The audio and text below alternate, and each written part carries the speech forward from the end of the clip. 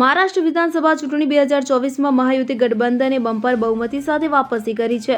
ભાજપ 133 બેઠકો સાથે મહાયુતિમાં સૌથી મોટો પક્ષ તરીકે ઉભરી આવ્યો છે. શિવસેના 53 અને એનસીપીને 41 બેઠક મળી છે, જ્યારે મહાવિકાસ અઘાડી 48 બેઠક પર સમેટાઈ ગઈ હતી, કે જેમાં કોંગ્રેસને 20 બેઠક, શિવસેના ઉદ્ધવ ઠાકરેને 15 બેઠક, જ્યારે એનસીપી શરદ પવારને 10 બેઠક મળી હતી. 20 નવેમ્બરે મહારાષ્ટ્રની 288 વિધાનસભા બેઠક ઉપર એક તબક્કામાં ચૂંટણી યોજાઈ હતી. મહારાષ્ટ્ર ચૂંટણીમાં મહાયુતિના શાનદાર પ્રદર્શન અને શિવસેનાના વડા ઉદ્ધવ ઠાકરેએ જણાવ્યું કે પરિણામો દર્શાવે છે કે આ લહેર નહીં પરંતુ સુનામી છે. ઉદ્ધવ ઠાકરેએ મહારાષ્ટ્ર વિધાનસભા ચૂંટણીના પરિણામો સંપૂર્ણપણે અણધાર્યા અને સમજી ન શકાય તેવા ગણાવ્યા હતા. સાથે જ તેમણે મહારાષ્ટ્રના અધિકારો માટે લડતા રહીશું તેમ પણ જણાવ્યું હતું.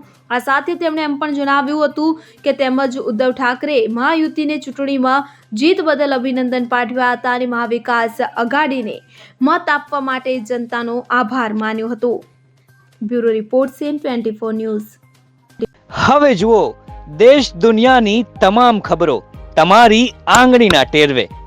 ઉઠાવો મોબાઈલ અને Google Play Store પરથી ડાઉનલોડ કરો અમારી CN24 ન્યૂઝ મોબાઈલ એપ.